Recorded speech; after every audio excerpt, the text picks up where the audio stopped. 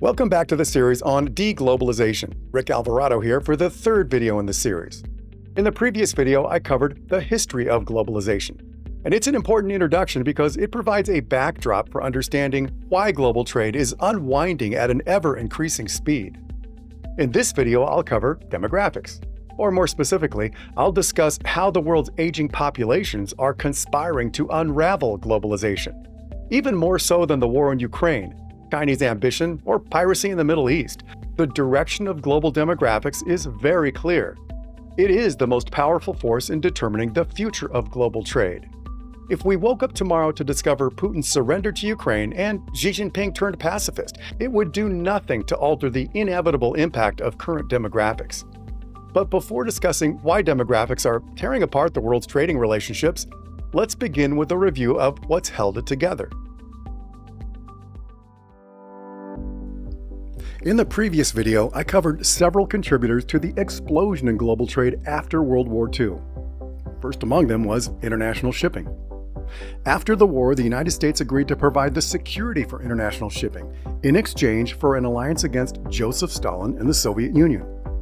And that protection transformed maritime trade into the safest, most cost-effective means of global transportation in history. The period immediately following World War II is often referred to as the golden age of capitalism. But when the 90s hit, we saw global growth on steroids. And that can largely be attributed to two things: the collapse of the Soviet Union and the industrialization of China. The combination of those two led to what is aptly referred to as hyperglobalization. When the Soviet Union fell, the world gained access to an empire's worth of natural resources. Those resources provided cheap energy for growing economies, as well as food and fertilizer for expanding populations. People underestimate how much the world benefited from the collapse of the Soviet Union. Before the collapse, the Soviet Union had only one product in which it was a top 3 global producer: oil. Since then, they've become a top 3 producer of over 20 different materials we all use on a daily basis. But the war in Ukraine has taken Russia back to Soviet-era levels of isolation. The 90s also provided the world with yet another global stimulus in the form of 1 billion Chinese workers. China's colossal labor force helped further push global manufacturing levels up while holding inflation down. All of these variables played a crucial role in the success of globalization. Unfortunately, all of them have flipped. They're all operating in reverse. With the war in Ukraine, much, if not most, of the world's trade with Russia, Ukraine, and Belarus, the primary combatants, has been taken offline. And that has major implications for food, material, and energy supply chains. On top of that, the U.S. is retreating, or at least redefining, its role in providing the security for maritime trade, leaving international shipping increasingly vulnerable to piracy. So it's a critical juncture for globalization because, for one, the United States doesn't rely on international shipping for either food or energy. And our agreement to protect international shipping was based on an alliance against Soviet aggression. But the Soviet Union collapsed over 30 years ago. Since then, international shipping has been operating off the inertia of U.S. protection. But that inertia is losing its momentum. We no longer have the incentive to secure commercial shipping for the entire world. And even if we did, we no longer have a navy sufficient to provide that protection. We need 800 to 900 destroyers for that task. We have about 90. And about half of those are committed to aircraft carrier strike groups. Our carrier strike groups can take out a country in a busy afternoon, but to protect shipping in the vastness of the oceans requires a naval build-out that's just not on the agenda. Just look at the trend. The number of deployable combat ships in the U.S. Navy has dramatically decreased, while the number of commercial ships has more than tripled. This chart compares the U.S. Navy fleet to the number of commercial ships. It tracks the trend from 1960 to 2010, so granted, it's a little dated, but the size of the U.S. Navy has remained relatively stable since then, so the trend holds true today. So the U.S. role in providing security for international shipping is evolving as we speak. In fact, we're watching that evolution take place right now in the Persian Gulf and off the coast of Somalia. To the casual observer, it's easy to suggest that we just remove ourselves from the region. After all, if we no longer rely on the Middle East for oil, Why risk American lives and waste American tax dollars? Well, the simple answer is, although we may no longer be reliant on the Middle East, several of our closest allies are dangerously dependent, and not just for oil, but for all types of commercial shipping through both the Suez Canal and the Persian Gulf. The United States has the only navy capable of keeping the region pacified and sea lanes open. That is no small task. The Middle East is a tough neighborhood, and making friends is tricky business. And if we're being honest, friendship in the Middle East isn't about trust or affection. It's about sharing a common enemy. So when it comes to geopolitics, the Middle East has several problems. First, the region is forced to deal with the competition for supremacy between Iran and Saudi Arabia. And I think that competition is what's at play right now in the Red Sea and the Gulf of Aden. Iran is deeply concerned about any hint of an alliance between the Saudis and Israelis. Now throw in the deeply rooted contempt between Arabs and Persians with the centuries of religious hatred between the Shia and Sunni factions of Islam, and it becomes painfully clear why peace in the region is really more of a hope than a goal. And that's before even mentioning Israel or the United States. And as I alluded to in the last video, a food shortage in the region could lead to even greater instability, or even chaos. Russia and Ukraine are the world's first and fifth largest exporters of wheat, and the war in Ukraine has dramatically reduced those exports, especially to the Middle East. So as the war in Ukraine continues, a food shortage in the region becomes increasingly likely. In fact, if we were to rank economic sectors by their potential threat in humanitarian terms, agriculture is easily at the top of that list.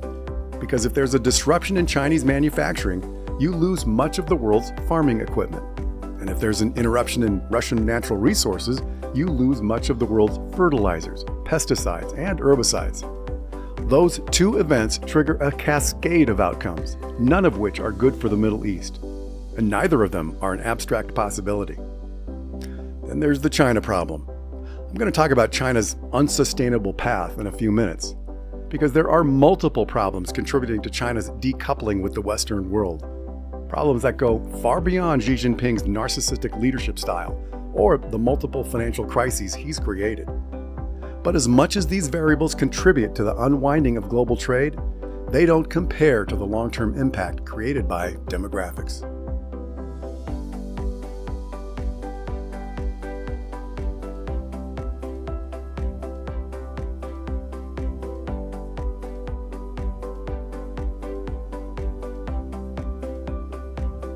So in the context of deglobalization, any discussion regarding demographics has to start with a description of what tends to happen as nations industrialize.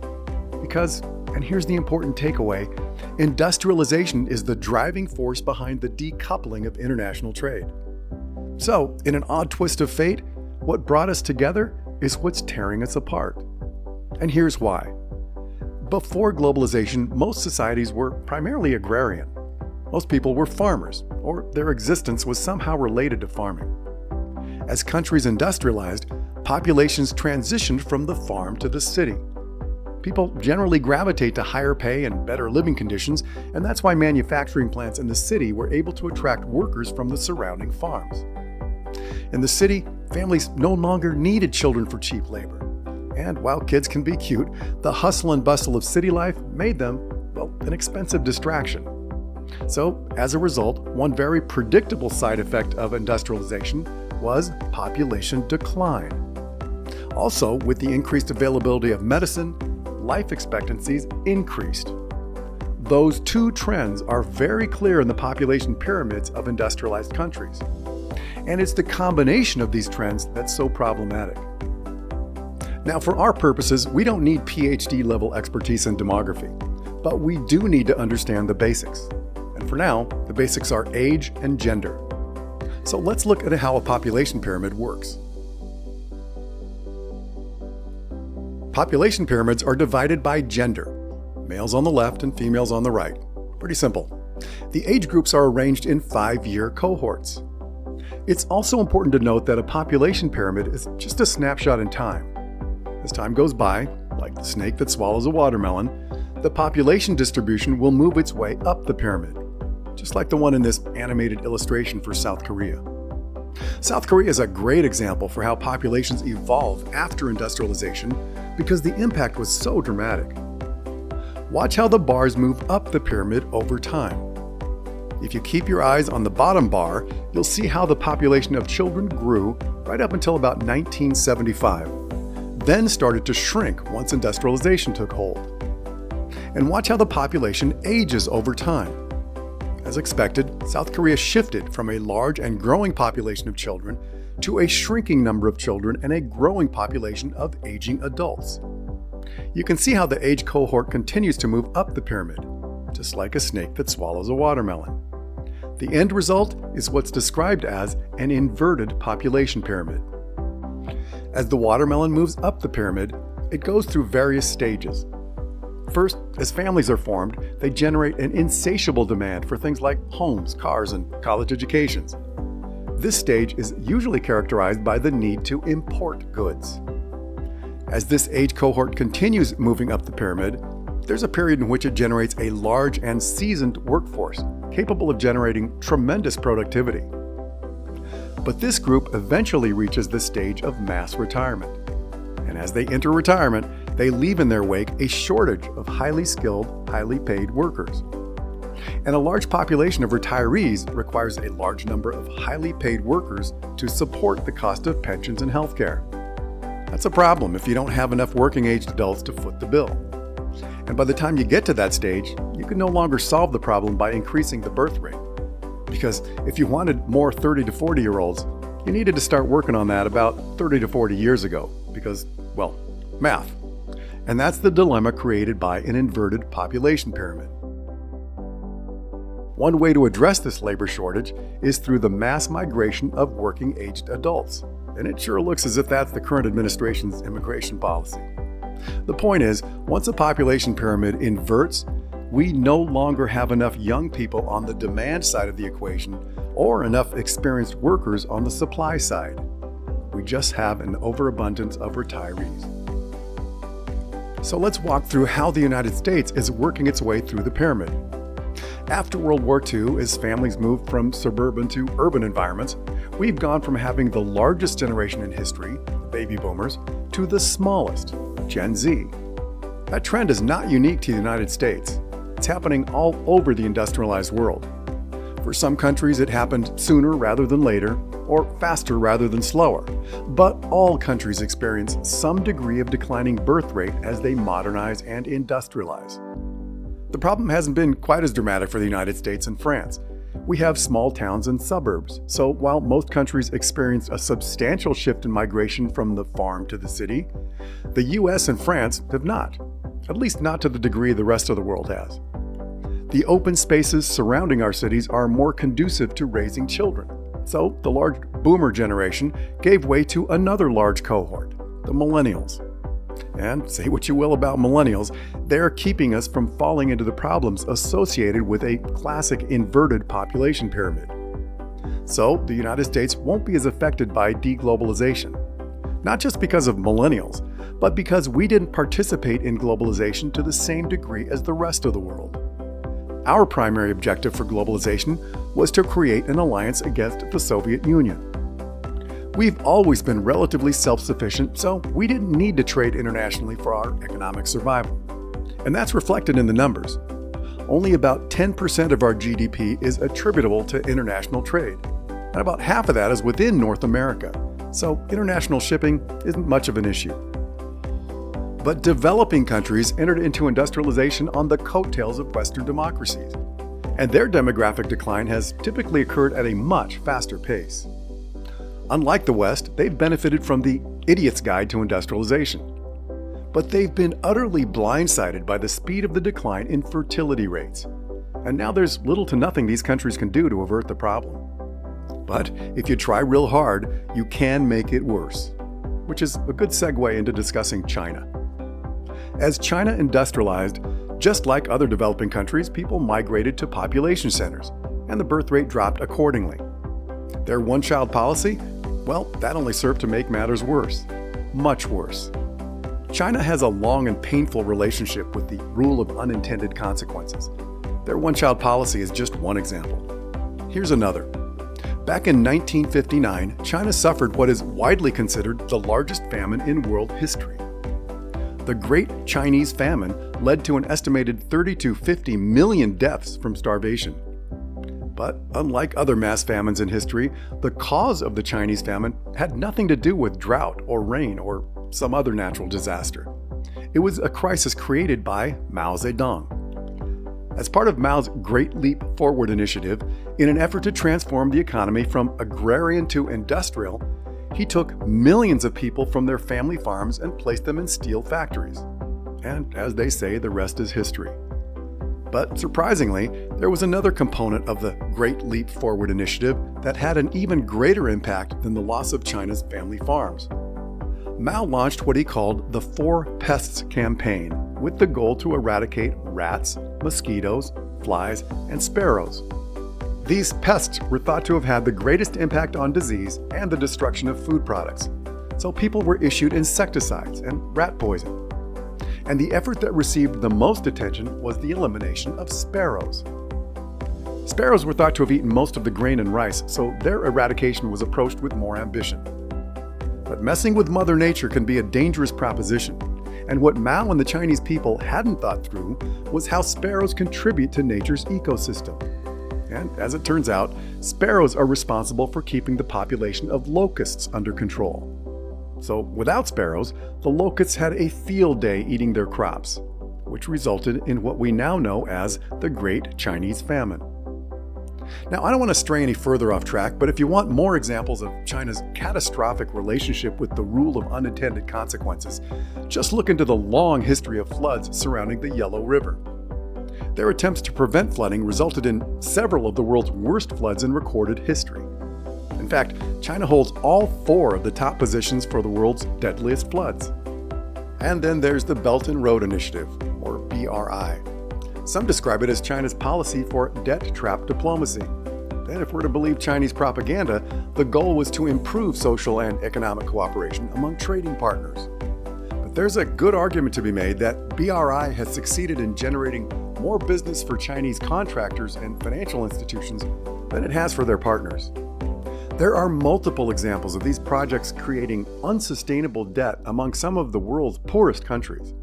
And when the payments come due, it's not Chinese financial institutions or Chinese contractors on the hook, it's BRI partners. The Belt and Road Initiative was initially successful in making friends right up until the payments came due. I think the lesson for China is that if you pay for your friends, they'll likely remain your friends right up until you stop paying them. But China's one-child policy is having an even more devastating impact than previous policies. And it's left in its wake yet another example of the rule of unintended consequences.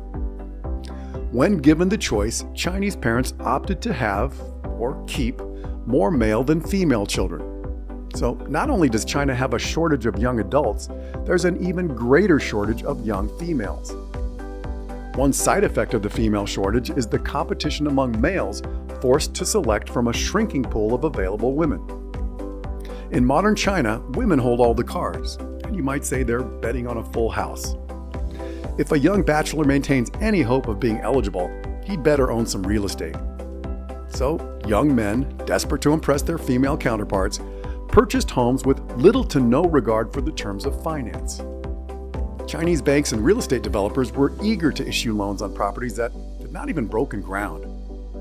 It's a trend that only served to magnify the already massive Chinese real estate bubble, or debt bomb, depending on how you look at it. In a video released by the China News Service, a former government statistician calculated that the number of condos could conservatively house the entire population of China. He went further by warning that there could be enough vacant condos to house as many as twice the population.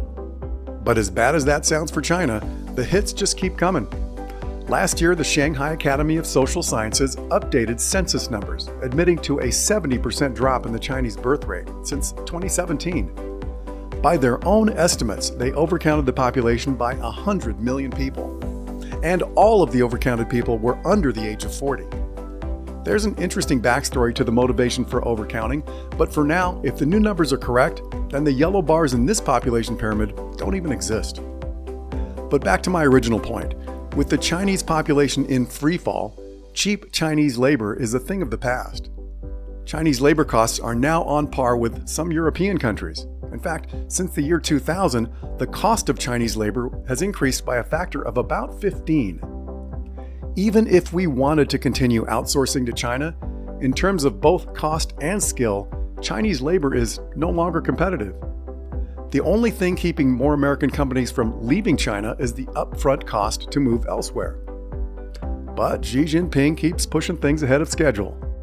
China's contributions to a global pandemic, their wolf warrior diplomacy, their one-child policy, and their insistence on incurring limitless debt to finance growth have all succeeded in speeding up a process that was already destined by demographics.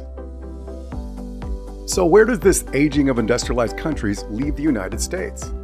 Well, with China no longer a resource for cheap labor, Mexico is looking pretty good.